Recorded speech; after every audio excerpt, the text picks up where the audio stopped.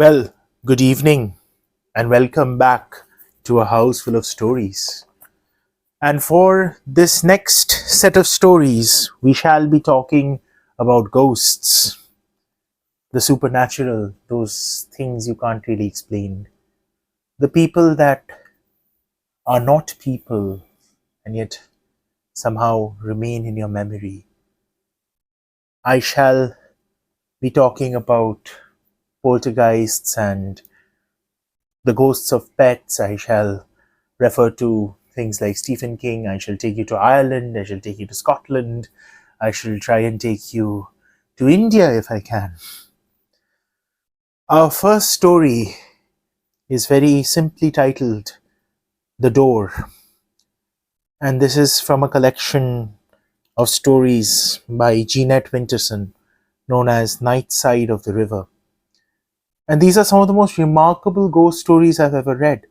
And shout out to my sister Srija for ramming Jeanette Winterson down my throat, frankly. Thank you, Srija.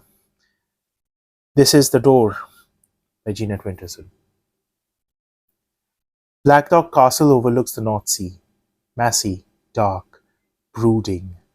Part ruined, part restored, the stone buildings sit hunched round a courtyard.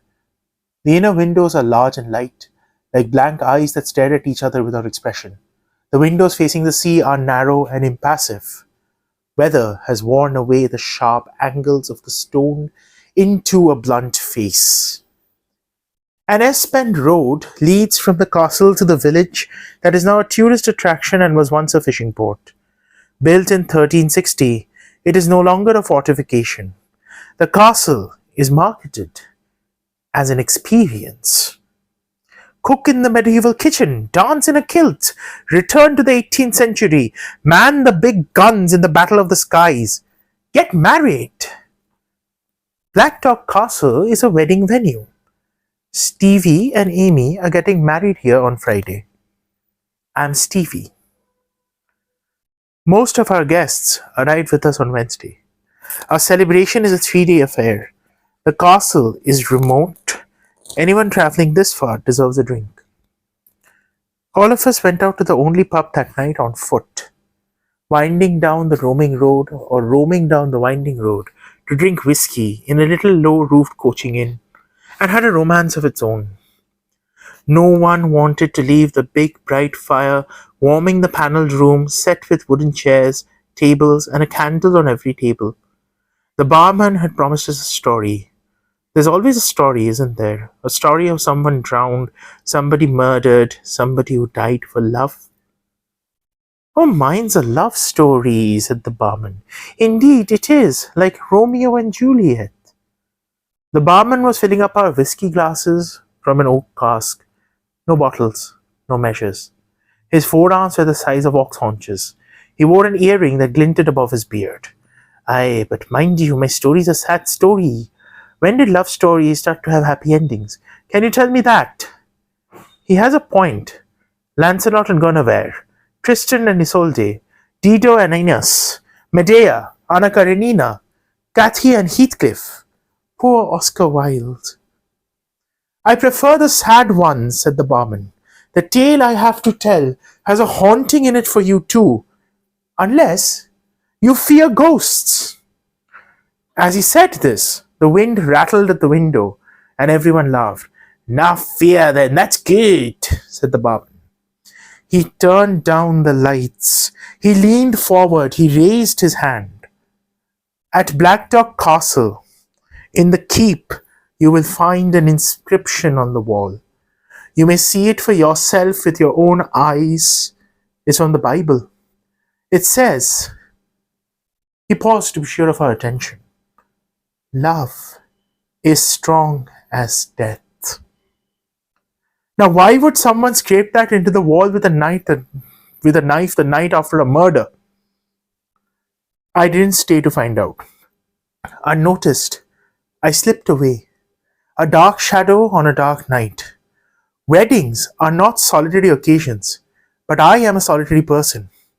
I like to see my friends happy and together, and then I slip away. Are you afraid of the dark? Not me. It's a relief from electric light, from the relentlessness of our lives. Out here, I can hear the roaring of the sea.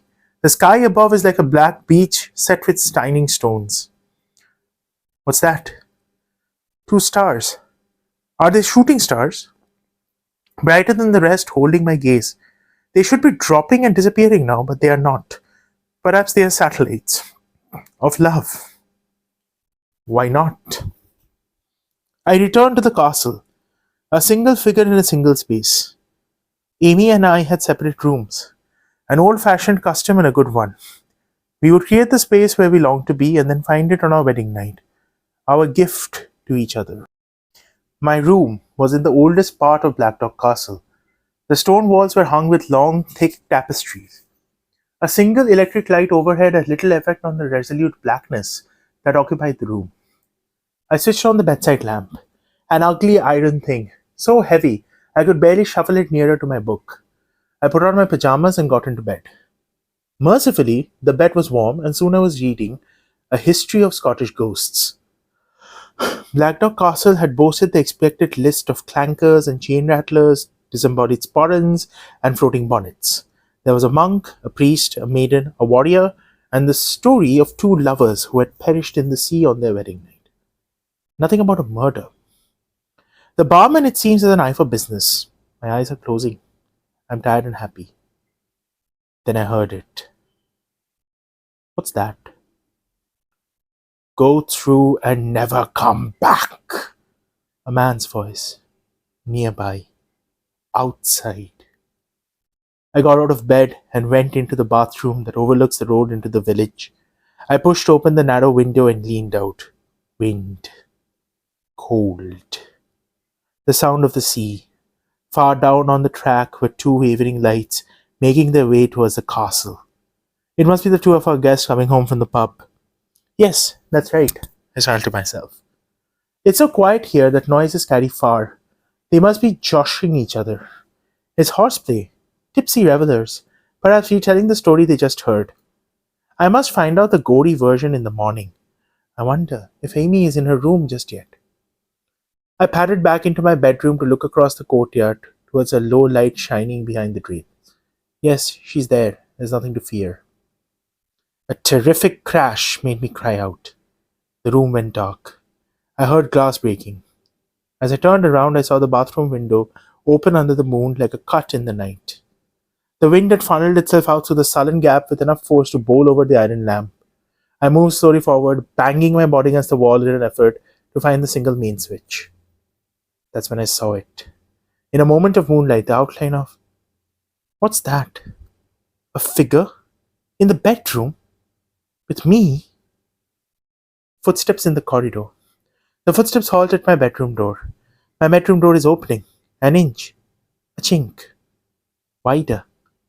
My heart is beating like a trapped rabbit. Coming in, slow, unsteady, lit up a short, bulky shape. What the... There's a burst of laughter. It's Tommy, drunk Tommy, whose room is next to mine. Stevie, why are you standing in the dark in your pajamas? Oh, you arse! Sorry, wrong room. Tommy is wearing a head torch. He comes in. We close the window. Between us, we light the lamp. The bulb is broken, that's all. Everything all right? Thanks, Tommy, just the wind. Good time. He hugs me, leaning heavily on my shoulder. Better get some sleep. Next door, I hear him fall on the bed. These bed springs are like accordions. My heart is nearly steady now. My eyes are closing. Only faintly do I imagine the sound of a pistol. The next morning, the first thing I do is go to Amy's room. How was your night? I kiss her. She's sitting up in bed drinking scalding tea. The weather is squally. The sun is barely risen. It seems that we both woke early. Amy said, someone came into my room last night. It wasn't me. The rain woke me. I think it was the rain. But then someone was sitting on the edge of my bed looking at me. How do you know that? We all know when we're being looked at. It was dark? No, it wasn't. Should have been dark, but it wasn't. That's what was strange. In the dark, there was an impression. An impression of what? Person. Well, if it's any comfort, Tommy came crashing into my room last night, frightened the life out of me. He was drunk. I was drunk, but not when I woke up, said Amy. Did you go back to sleep? Yes, but as I turned over, my foot pushed against a solid weight. Your handbag on the bed? What do you imagine I keep in my handbag? We hugged each other. I thought she was fine now, but she said, there's someone in the room, I'm sure. I held her as tight as I could. We didn't come here to be frightened. Was it the story the barman told you? Amy looked at me. Let's go and see the inscription in the keep. But now? Don't you want to stay here with me? I want you to come with me. Go get dressed. She kissed me. Her eyes are grey, like the sky over the sea today, and behind them, not always visible, but always there, is the sun. I went back to my room. No one else is awake. Quick shower, go in the bathroom. It's fully light now, and I noticed what I didn't notice an hour ago. On the floor, there's a brass button. A button from a military uniform. It's dirty, pitted, like it's been buried. There's something written in the roundel. I'll clean it up when we get back. Amy and I walked hand in hand through the courtyard arch and towards the castle keep. Seabirds dipped overhead, their lonely cries like voices in the air. They are guillemots, said Amy. She likes birds. She can identify them. We are walking in step. I know her so well, yet I don't want to get used to her. I don't want to lose her specialness to habits of thought. She squeezes my hand as if she can lead my mind. Love is strong as death. There it is. That's the inscription. We traced the letters with our fingers, as though the message had been written in braille.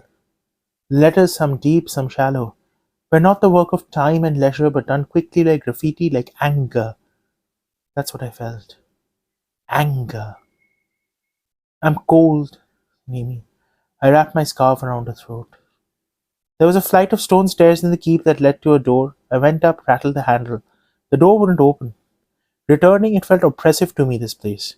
Claustrophobic. Too small for itself. Where was Amy? Amy! Outside! I went out, stepping through the tough, high grass to find her. She was looking upwards. There was the door. The other side of the door that led to nothing. To a sheer drop down the cliff. It was fenced off, but what was it? A door that leads nowhere? Go through and never come back!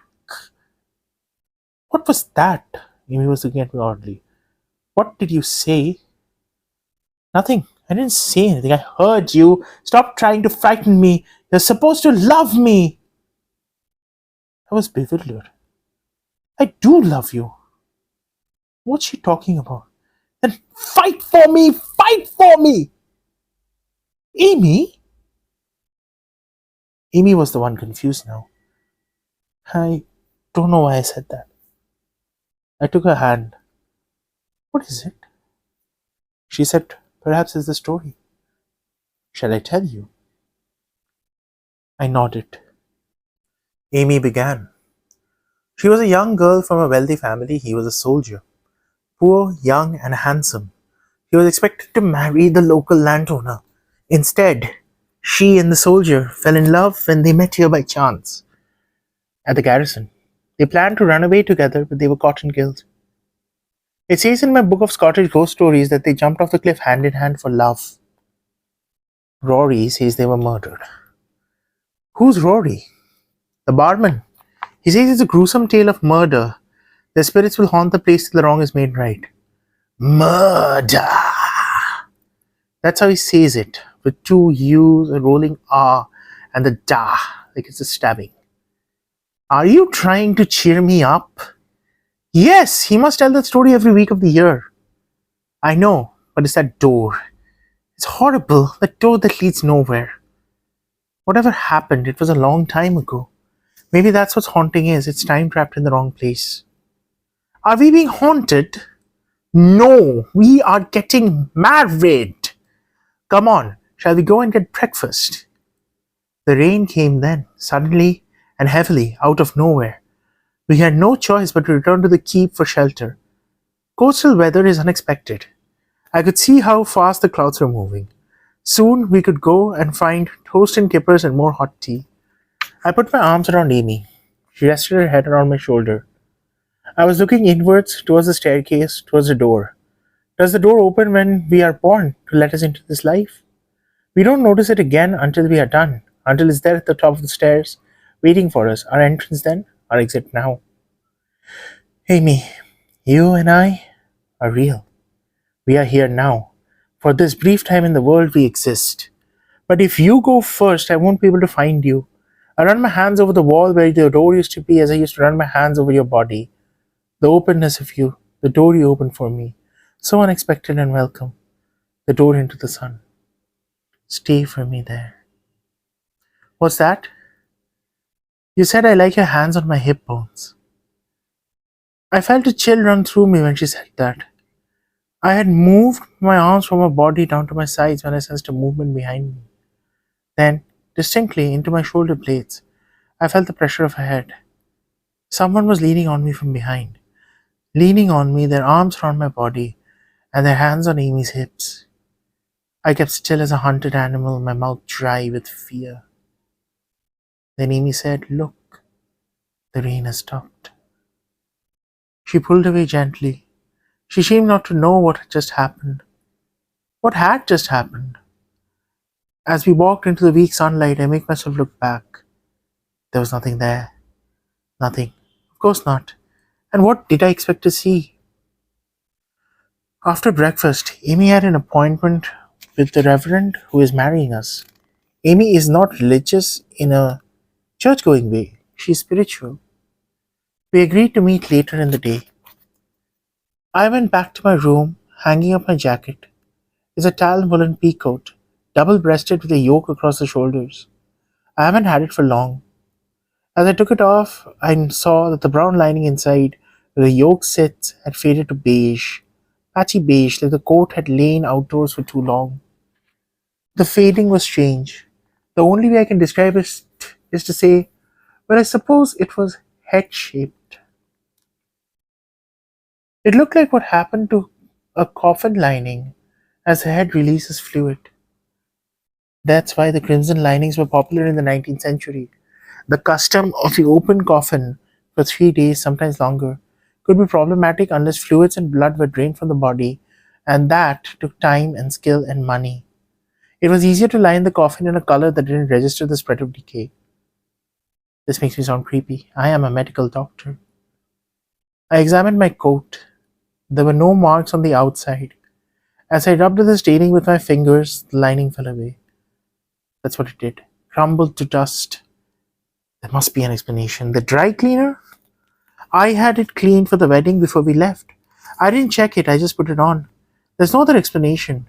There is no other explanation that is acceptable to me. That's my phone ringing. More guests arriving.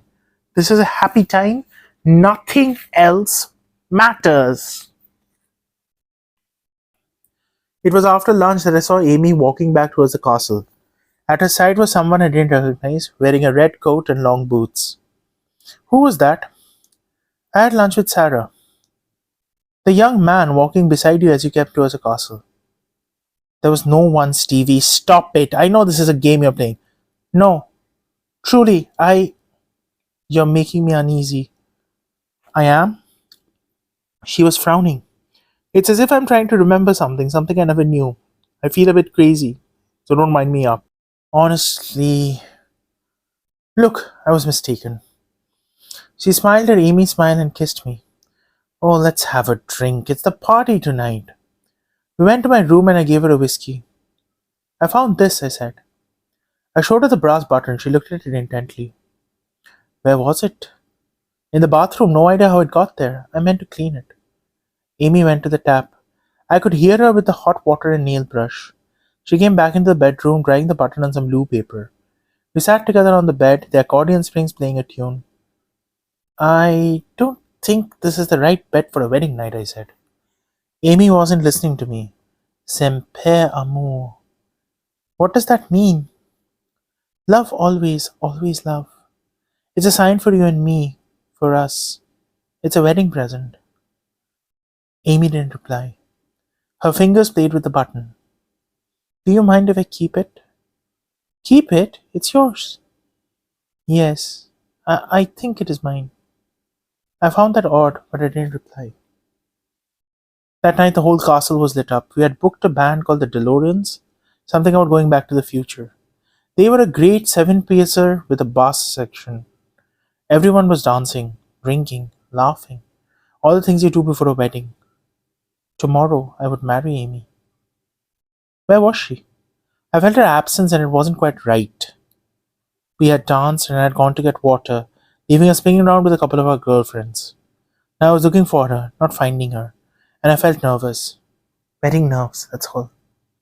The ballroom had wide windows that opened into the courtyard, a courtyard lit with lanterns and flares. Lots of the guests had gone out to cool off. He's out there, I guess. As I went into the courtyard, I saw him again. I saw the figure in the red length knee coat and long boots. He was standing still by the arch that stands outside the castle. There was Amy. He turned. She set out to follow him. Is this someone she used to know? There are stories, aren't there? They don't have happy endings. Stories of a past that only one person in the couple knows anything about. We'd only been together a year. He was with her this afternoon. She had denied it. Am I a fool? Does she love him? I began to run to follow them. Outside the courtyard, the land was dark. Behind me were lights, warmth, safety. In front of me, what? Should I turn away? Forget this. I could see the two of them clearly. They weren't walking together. He was ahead. He moved so quickly. I kept my pace at a steady jog, near enough to see, not too near for attention. He went inside the keep. Amy was standing hesitant, uncertain. I caught up with her. I was defensive. What's going on? She shook her head. She didn't speak. Her eyes were glazed over as if she was in a trance. I snapped my fingers. Amy! Then I did something I thought I would never do. I shook her by the shoulders. She shrugged me off. She didn't answer. She walked into the keep. The keep was lit with tallow flares. Fat dripped down the walls. The young man in the red coat was looking wildly around. He didn't seem to see us. He came towards me. I pushed him. He had no effect. He moved his hand as though he felt a rush of air against his face. We're ghosts, I thought. We're not here at all. The cold I felt was not like the weather or the temperature. There was a noise behind me. A small, slight woman in a cloak and hood ran into the keep. Kate! The young man's face changed as he saw her enter. There was no mistaking the love. They embraced. It's too dangerous. Leave me. Kate kissed him on the mouth. I will never leave you. If you love me, fight for me. He took out a ring and put it on her finger. They knelt together and began to recite their wedding vows. With this ring I thee wed. With my body I thee worship. I glanced at Amy. She was swaying slightly from side to side. Her eyes still had the same glazed look. I was afraid she was in a catatonic trance and that to wake her would injure her. I moved to be close to her. The two young people went on with their vows and I felt that we were witnesses. But before they could conclude, a posse of men burst into the keep. The men were armed. The boy reached for his pistol but was immediately overpowered. Run! He shouted to Kate. She did not run. The men tied his hands, shoving him ahead of them towards the stairs. One of the thugs undid the boy's hair, mussing it with his big fists. He ripped open his red coat. I saw a button fall to the floor. Then it was his shirt that was torn off him to reveal a bound chest. They soon had those bandages off too. The fat one ran his hands over the slender, naked, shivering body. Pretty little miss, ain't you, fine sir? Hair down, breast naked, the boy, who's a girl, aimed a kick at a molester. It landed directly between his legs. He doubled over in pain, then lunged out in anger at the boy's face, cutting their lip with a blow. Kate ran forward but was knocked back, one of them pinning her arms behind her as they marched her lover up the stairs. Kate was shouting, Death will not part us! Love is strong as... A single gunshot to the head. They pushed the boy-girl to the door that opens into time. I could smell gunpowder, acid and smoky. Go through and never come back! And then it was done. The flares went out. The keep was plunged into darkness. I stood still, blinded by the dark. You saw them, didn't you? A voice, flashlight. Rory, the barman. I knew you would see them. At the sound of his voice, Amy seemed to come to herself. She was blinking and shaking her head. I saw beads of sweat on her forehead despite the cold. Rory took a hip flask from his pocket and passed it among us to swig. I have never been so glad of the warming taste of whiskey. When we had done, he put it away, his hands in his pocket. The stories are not always told, he said. That boy, born a girl, ran away to be a soldier, and nobody knew the truth about him because he was brave and bold. Nobody suspected a thing, not till he fell in love with Kate. Kate didn't care, she loved him. How it was all found out, I don't know, that never came to light. But what did come to light was enough to ruin them both. What happened to Kate? Asked Amy. Kate was kept here for the night all alone, in the cold and the dark to come to her senses. Oh, aye, they imagined she would be ready to behave herself by the next morning. It was during the night that she carved the inscription with a knife. This isn't the story you told in the bar. Rory shrugged. I tell the official version in the bar, the one that tourists like to hear. Now, do you wish to hear the end? We nodded. The next day, the men all went back, and she seemed quiet enough. She asked to look out to the sea to say goodbye. Will you not give me leave to say goodbye? They let her up there, they did, thinking it was a kindness. She stood for a moment, then she flew off the side of the keep like a black guillemot. Her dark hair spread out behind her like the sea. Her heart flew to be with his spirit. Her body broke on the rocks below. We were silent, listening to this. Amy said, Why us? Why have we seen this? Rory shrugged again. You two are getting married tomorrow. Lots of people get married here. Aye, they do. Yet, you are the first two women to marry at Blackdock Castle, since the first pair who tried their best and were killed for it. I wish we could change the past, I said, but most people wish that. You could invite them to your wedding, said Rory. They're dead. That never stopped anyone, said Rory. We walked back towards our party. Amy was quiet.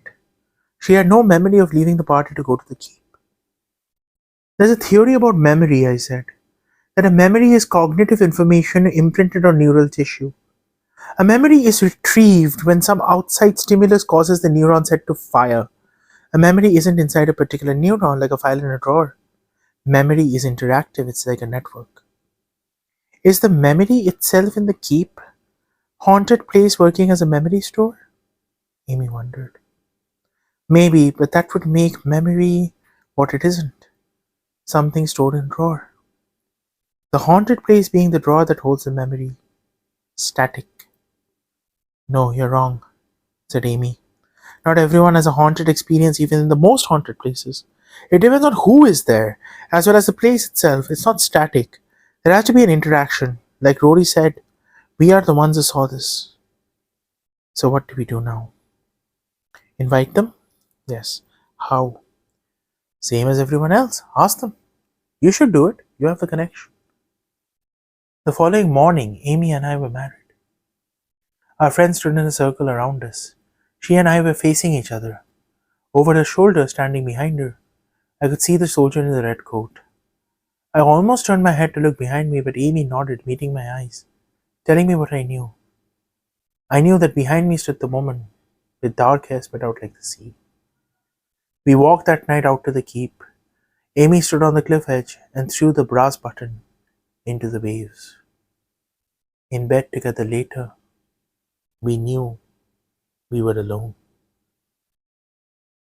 So that was The Door by Jeanette Winterson.